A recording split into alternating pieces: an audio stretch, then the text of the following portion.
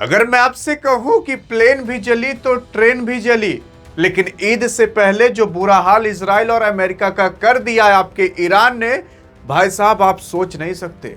अरे क्या आप कभी सोच सकते थे कि इजराइल के अंदर आयरन डोम होने के बावजूद भी 300 मिसाइलें उसके सरजमी पर गिर सकें? ईरान ने गिरा कर बताया है। क्या आपने कभी सोचा था कि अमेरिका का जो भेजा हुआ बेड़ा है, क्या उस बेड़े को कभी कोई पीछे भी ढकेल सकता है? 1000 किलोमीटर पीछे ढकेल दिया आपके ईरान ने। सवाल ही उठता है कि आखिरकार अभी युद्ध में चल क्या रहा है। युद्ध में देखने की कोशिश करोगे तो इसी 18-19 मार्च को आपके ईरान ने भाई साहब 300 से ज्यादा मिसाइलें फायर की थी इजराइल की ओर, और उसमें से जानते हो 15 से 20 मिसाइलें तो केवल एक एयरपोर्ट पर गिरी, और एयरपोर्ट का एक भी ऐसा जहाज नहीं था जो क्षतिग्रस्त ना हुआ हो। और ये जानते हो इजराइल के अंदर एक एयरपोर्ट था जिनका नाम बेन गुरियन एयरपोर्ट था, और बहुत ज्यादा यहां पर क्षतिग्रस्त हो चुका है, और ये बहुत इंपॉर्टेंट एयरबेस एयरपोर्ट माना जाता था इजराइल का। और जान जाइए अगर इजराइल की इसी तरीके से सभी एयरपोर्ट को खत्म कर दिया जाए तो अंतरराष्ट्रीय ये कोई काम कर ही नहीं पाएंगे, न कहीं आ जा पाएंगे, नहीं कहीं कुछ कर पाएंगे। अरे यार 15 से 20 मिसाइलें अगर कहीं पर गिरेंगी तो सोच कर देखिए क्या हाल होगा। पहले क्या था कि जो आपका ईरान था ना, वो इजराइल के अंदर रात के दौरान मिसाइल फायर करता था, लेकिन भाई साहब अब रात और दिन नहीं देखता। इजराइल के अंदर अभी रातों दिन सायरन चोय चोय चोय चोय बजता है। लोग सोचते हैं कि चलें एक बार 2 मिनट की एक सुकून की सांस तो ले लें, लेकिन जैसे ही वो अपने घर में जाते हैं ना, तुरंत सायरन बजने लगता है कि मिसाइल आ रही है, तुरंत बंकर में भागिए। तो जो इजराइल के अंदर बंकर बने हैं, लोग बंकर में भागना चालू कर देते हैं, और अभी वहां के प्रधानमंत्री नेतन्याहू का तो पता भी नहीं है। 300 मिसाइलें गिरी, आप विश्वास करोगे? लेकिन आपको कहीं मीडिया में दिखाई नहीं देगा, क्योंकि इजराइल ने अपनी मीडिया को मना करके रखा है कि जो कुछ भी यहां हो रहा है उसको अंतरराष्ट्रीय लेवल पर आपको नहीं दिखाना है। अगर आप दिखाओगे तो सिंपल सी बात है, यह दिखेगा कि ईरान कितना ज्यादा क्षतिग्रस्त पहुंचा रहा है। और आप सोच रहे होगे कि ये 200-300 मिसाइलें फायर करके आपके ईरान के पास मिसाइलें खत्म हो जाएंगी। ऐसा नहीं है, क्योंकि यह भी पता होना चाहिए कि ईरान के पास 1 लाख से ज्यादा मिसाइलें हैं। ऐसा कहा जाता है 2-3 लाख भी हो सकती हैं। तो अब 100-200 मिसाइलें उसमें फायर भी कर दे तो क्या ही फर्क पड़ता है। दूसरी चीज, यहां पर अमेरिका ने भाई साहब सोचा था कि ईरान को काफी ज्यादा क्षतिग्रस्त अब हम पहुंचाएंगे। क्षतिग्रस्त पहुंचाने का मतलब क्या है कि ईरान के पास एक तो टापू है, एक आइलैंड है, जो समुद्र की इस तरीके से बीच में जमीन होती है, उसे टापू आइलैंड कहा जाता है। इस टापू का नाम आप देख सकते हो, यहां पर लिखा है कुसम आइलैंड।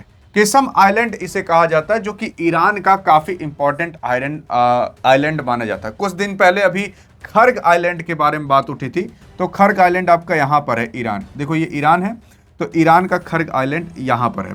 लेकिन कुसम आइलैंड जो है वो ये वाला है, ये कुसम आइलैंड है। अब इस कुसम आइलैंड में क्या ऐसी खास बात है जो लोग कह रहे हैं कि इस कुसम आइलैंड पर काफी ज्यादा बमबारी किया गया है? और जानते हो केवल बमबारी नहीं किया, आप हैरान हो जाओगे, 2200 किलो के बम गिराए गए हैं। और वो बम कोई नॉर्मल बम नहीं थे, बल्कि बंकर बस्टर बम थे। बंकर बस्टर बम का मतलब होता है जो पूरे बंकर को तबाह कर दे। बंकर बस्टर बम का मतलब ये होता है जो जमीन को खोद करके अंदर जाकर ब्लास्ट होता है। और ऐसे ही कईयों बम इस आइलैंड पर गिराए गए हैं। हाँ जी हाँ, ये ऊपर ईरान है, और ईरान के यहाँ नीचे की ओर एक टापू है, आइलैंड है, जिसका नाम केशम आइलैंड है। ये केशम आइलैंड कुछ इस तरीके से दिखता है। ये ईरान के लिए काफी ज्यादा इंपॉर्टेंट आइलैंड है, इस वजह से क्योंकि ऐसा कहा जाता है कि ये देखो, ये स्ट्रेट ऑफ हॉर्मुज पूरा ये स्ट्रेट ऑफ हॉर्मुज पूरा इस केशम आइलैंड पर आपके ईरान ने जानते हो क्या करके रखा है? काफी सारे ऐसे सुरंगें और गुफा बनाकर रखी हैं, जहां पर अपनी नाव, मिसाइल और बाकी आधुनिक हथियार को उसने यहां पर रखा है। अब यहां पर क्यों रखा है? इसलिए रखा है क्योंकि अगर लड़ना होगा तो ईरान से नहीं भेजेगा कोई मिसाइल उसाइल, वो यहीं से ही लॉन्च कर देगा। ऐसा भी कहा जाता है कि क्या पता ईरान के पास सबमरीन भी हो सकती है, लेकिन उसने दुनिया को बताया नहीं है, और वो यहां से सबमरीन को निकालता है, वापस यहीं पर ले लेता है, किसी को पता भी नहीं चलता। लोग सोचते हैं कि कहां गायब हो गई इनकी सबमरीन, लेकिन इसके बारे में आहट आपके अमेरिका को लग गई थी, और अमेरिका ने यहां पर काफी ज्यादा B2 बॉम्बर की सहायता से बंकर बस्टर बम और अन्य बम गिराए हैं।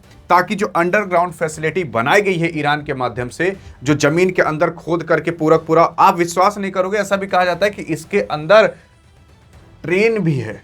हाँ जी हाँ, ट्रेन भी। अभी क्या क्या उसके बारे में आपको बताता हूं, ध्यान से समझते हैं। लेकिन इसी आइलैंड के ऊपर देख सकते हो, ये ईरान के यहाँ नीचे पर है छोटा सा आइलैंड जिसका नाम केशम आइलैंड है।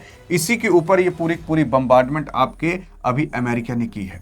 लेकिन अब इसके अंदर क्या क्या पाया जाता है, अगर उसके बारे में आप जानने की कोशिश करोगे ना, तो मैं आपको बताने की भी कोशिश करता हूँ कि इसके अंदर क्या क्या पाया जाता है। तो देखो, ये केशम आइलैंड है, ये ईरान है, ये B2 बॉम्बर है। B2 बॉम्बर के माध्यम से बंकर बस्टर बॉम्ब इसके ऊपर गिरा गया है, ताकि इसके अंदर जो कुछ भी बनाया गया हो ईरान के माध्यम से वो टूट फूट जाए। यही स्ट्रेट ऑफ हॉर्मुज है, यहीं से पूरा पूरा आपका ईरान कंट्रोल किया रहता है, क्योंकि यहीं से ही अपना जो भी कुछ निकालना रहता है निकाल देता है, यहाँ पर स्ट्रेट ऑफ हॉर्मुज भेज देता है, फिर वापस से यहीं पर ले आकर रख लेता है। अब सवाल ये उठता है कि देख सकते हो कि यहाँ पर 2200 किलो के बम तक गिराए गए हैं। जी हाँ, मतलब 2 टन के बम। फिर उसके बाद अगर आप देखने की कोशिश करोगे ये क्यों इंपॉर्टेंट है, केशम आइलैंड जो है वो इसलिए इंपॉर्टेंट है क्योंकि यहाँ पर सुरंग और जाल बनाई गई हैं, जो मैंने आपको बताया कि वहीं से तुरंत हो जाता है। मिसाइल और हथियार यहाँ पर बहुत ज़्यादा रखे गए हैं, सैन्य बुनियाद और ढांचा भी है, नौसैनिक बेस भी है यहाँ पर, और काफ़ी अन्य चीज़ें भी हैं, आप पढ़ सकते हो।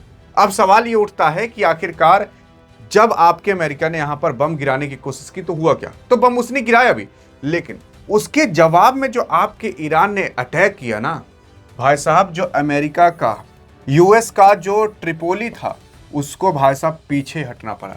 ऐसा कहा जा रहा है कि ये दुनिया के सबसे बड़े बड़े एयरक्राफ्ट माने जाते हैं। इसके अंदर ना 2500 सैनिक को आप भर सकते हो और कई सारे एयरक्राफ्ट रख सकते हो, और यहाँ पर हेलीकॉप्टर उतरने की जगह और बाकी अन्य चीजें भी होती हैं।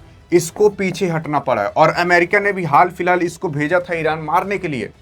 और अभी हाँ, अब्राहिम लिंकन नाम का भी एक एयरक्राफ्ट कैरियर भेजा था, वो 1000 किलोमीटर दूर जा चुका है, और इसे अब ग्रीस भेजा जा रहा है, क्योंकि कहा जा रहा था कि इसके ऊपर ड्रोन के अटैक हुए हैं और ये बहुत ज़्यादा क्षतिग्रस्त हो गया है।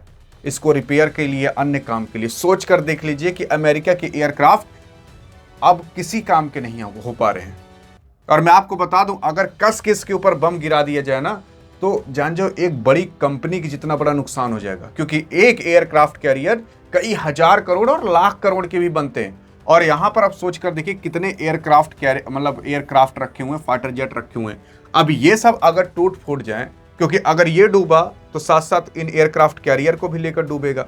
इसी वजह से कहा जा रहा है कि आपके ईरान ने इसे क्षतिग्रस्त करके बहुत बड़ा नुकसान अमेरिका का करा दिया है।